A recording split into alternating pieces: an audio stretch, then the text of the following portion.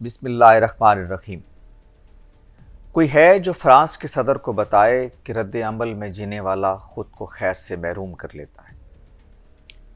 ربیع الاول کے دن ہے، مسلم دنیا اللہ کے آخری رسول سیدنا محمد صلی اللہ علیہ وسلم کی یاد سے مہک رہی ہے۔ گلیوں میں چراغاں ہیں، عمارتیں کمکموں سے روشن ہیں۔ یہی نہیں، یہ چراغ دل کے نہا خانوں کو بھی پر نور بنائے ہوئے ہیں۔ فرانس کے صدر سمیت کتنے ہیں جو اس روشنی سے محروم ہیں؟ فرانس کے کسی مسلمان شہری نے اگر کوئی اقدام کیا تو کیا ساری امت مسلمہ اس کی ذمہ دار ہو گئی؟ فرانس کے صدر کو یہ حق کیسے مل گیا کہ وہ 1 ارب مسلمانوں کے دل زخمی کریں؟ کیا وہ نہیں جانتے کہ دنیا میں کوئی آزادی مطلق نہیں ہوتی؟ اگر ایسا ہوتا تو ان کے رد عمل کا جواز کیا تھا؟ فرانس کے طالب علم نے اس کے سوا کیا کیا کہ اپنا حق کی آزادی استعمال کیا؟ آپ اس استدلال کو قبول نہیں کرتے کہ کسی کی جان لینے کا حق کسی کو نہیں، بجا ارشاد، لیکن بے گناہ کا دل دکھانے کا حق آپ کو کیسے مل گیا؟ فرانس کے صدر کا رد عمل ایک فرد واحد کا رد عمل نہیں ہے، اسے ایک ملک کا سرکاری موقف سمجھا جائے گا۔ بالکل ایسے ہی جیسے فرانس نے ترکی کے صدر کی بات کو ایک فرد واحد کی بات نہیں سمجھا، ایک ملک کا موقف جانا اور وہاں سے اپنے سفیر کو واپس بلا لیا۔ رسالت مآب سیدنا محمد صلی اللہ علیہ وسلم کی مسلمانوں کے لیے وہی اہمیت ہے جو عالم مسیحیت کے لیے سیدنا مسیح کی ہے۔ آپ کی ذات والا صفات 1 ارب سے زیادہ لوگوں کی محبت و عقیدت کی محور ہے۔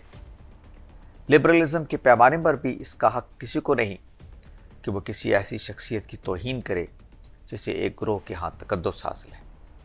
فرانس کے صدر نے خاکوں کی حوصلہ افزائی کر کے دراصل ایک غیر اخلاقی اقدام کو ریاست کی تائید فراہم کی۔ جدید دور کا یہ پہلا واقعہ نہیں ہے، اس سے پہلے بھی امریکہ، فرانس، ڈنمارک اور ناروے جیسے ممالک میں ایسے واقعات ہوئے۔ اس واقعے اور دوسرے واقعات میں مگر ایک جوہری فرق ہے۔ پہلے واقعات انفرادی تھے، حکومتوں نے اس کی تائید نہیں کی۔ بعض حکومتیں ایسی بھی تھیں جنہوں نے ایسے واقعات سے اعلانیہ اظہار برات کیا۔ نیوزی لینڈ کی وزیر اعظم نے تو خیر کمال کر دیا۔ اسی طرح ناروے کی حکومت نے ایسے فسادیوں سے اظہار لا تعلقی کیا۔ مسلم دنیا نے بھی فی الجملہ ان حکومتوں کے خلاف کوئی رد عمل نہیں دیا۔ اب صورتحال دوسری ہے۔ ایک ملک کے صدر نے ایک موقف اختیار کیا ہے اور مسلمان حکمرانوں کی ذمہ داری ہے کہ وہ اپنا رد عمل دیں۔ یہ رد عمل ایسا ہونا چاہیے جو ایک طرف اسلامی اخلاقیات کا مظہر ہو اور دوسری طرف مؤثر بھی ہو۔ فرانس کے ساتھ دوسرے ممالک کو بھی یہ پیغام ملے کہ اس طرح کا طرز عمل ہمارے لیے قابل قبول نہیں۔ سفارتی سطح پر اظہار ناراضی کی کئی مروجہ طریقے ہیں۔ ایک طریقہ وہ ہے جو پاکستان نے اختیار کیا کہ سفیر کو بلا کر اپنا رد عمل دیا۔ ایک طریقہ باہمی تجارت کا انقطاع ہے۔ سب سے مؤثر یہی ہو سکتا ہے کہ کوئی OIC کی سطح پر رد عمل سامنے آئے۔ اس کے مؤثر ہونے میں کوئی شبہ نہیں۔ مسلمان حکمرانوں کی اخلاقی ذمہ داری ہے کہ وہ اس موقع پر دینی حمیت کا مظاہرہ کریں۔ عرب حکمرانوں پر تو رد عمل کا اظہار دینی فریضے کی حیثیت رکھتا ہے۔ یہ وہی ہیں جنہیں اللہ تعالیٰ کی طرف سے شہادت حق کے منصب پر فائز کیا گیا۔ شہادت حق کی ایک صورت یہ ہے کہ دین، قرآن مجید یا اللہ کے آخری رسول صلی اللہ علیہ وسلم کی حرمت کے دفاع کا معاملہ ہو تو وہ اس کے محافظ بن کر کھڑے ہو جائیں۔ اللہ کا دین کسی کا محتاج نہیں ہے، لیکن اگر کوئی خدا کی طرف سے عائد ذمہ داری پوری نہ کرے تو اسے اللہ کے حضور میں جواب دہی کے لیے تیار رہنا چاہیے۔ بنی اسرائیل نے جب خدا کے ساتھ عہد کو وفا نہیں کیا تو ان کا انجام ہمارے سامنے ہے۔ بنی اسماعیل کے لیے بھی اللہ کا قانون یہی ہے۔ مسلمانوں کا رد عمل جو بھی ہو وہ اللہ تعالیٰ کی متعین حدود کے اندر اور اس کے دین کے مطابق ہونا چاہیے۔ ہم گالی کا جواب گالی سے نہیں دے سکتے، ہم قانون کے بغیر کسی کی جان نہیں لے سکتے۔ ہمارے لیے نمونہ تو وہ ہستی ہے جو مکارم اخلاق کی تکمیل کے لیے مبعوث ہوئی، صلی اللہ علیہ وسلم۔ ایسی ہستی کے ماننے والے پست اخلاق نہیں ہو سکتے۔ ہمارا رد عمل جو بھی ہو بین الاقوامی معاہدات کے مطابق اور سفارتی آداب کے لحاظ سے ہو۔ لبرلز کے لیے بھی اس واقعے میں ایک سبق ہے۔ لبرلزم انسان کی آزادی اور حقوق کا علمبردار ہے۔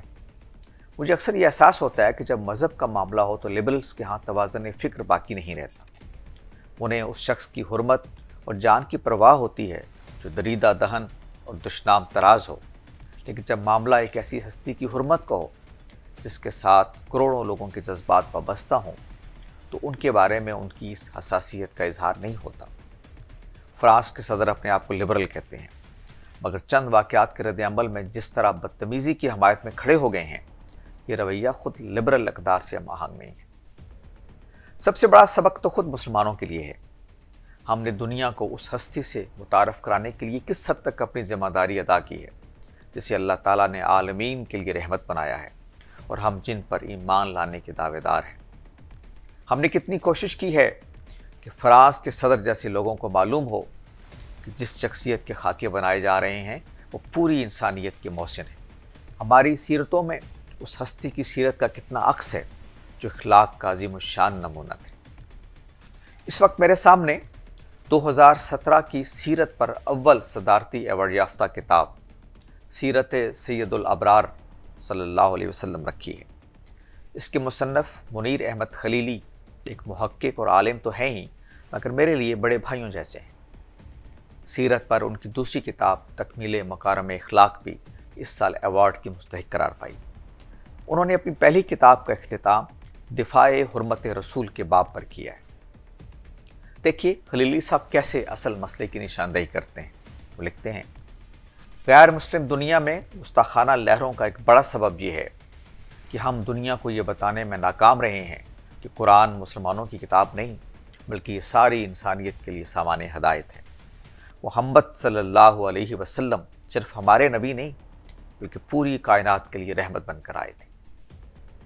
وہ ہمیں متوجہ کرتے ہیں سرور عالم سے محبت اور آپ کی تعظیم و حرمت کے دفاع کا معاملہ اضطراب و ہیجان، جذباتیت اور اشتعال سے زیادہ گہرے غور و فکر کا متقاضی ہے۔ جوش اور غیظ و غضب کا غلبہ ہو تو اکثر حکمت، موعظۃ الحسنہ اور جادلہم باللتی ہی احسن کے قرآن اصول مجروح ہو جاتے ہیں، اور یہ چیز الٹی اسلام اور پیغمبر اسلام صلی اللہ علیہ وسلم کے لیے تانا بن جاتی ہے۔ حضور کے اخلاق اور مثالی کردار نے ہمارے جذبات اور احساسات کے گرد ایک دائرہ کھینچا ہوا ہے۔ ہمیں کسی بھی صورت میں اس دائرے سے باہر نہیں نکلنا ہے۔ منیر خلیلی صاحب نے جن جملوں پر کتاب کا اختتام کیا ہے وہی اس کالم کا پیغام بھی ہے۔ وہ لکھتے ہیں، اطاعت و اتباع ہی ادائے عشق اور دعوی محبت کی میزان ہے۔ اگر یہ دعویٰ اور زوم اور ادا اطاعت و اتباع کے مقیاس پر پورا نہیں اترتا تو باطل اور رائے گاں ہے۔ اگر کسی کو اطاعت و اتباع کامل کی برتا نہیں تو حرمت نبی پر اظہار غیرت کے لیے صرف زبانی شعلہ باری اور جلسوں جلوسوں میں نمائشی آتش فشانی غیر معتبر ہے۔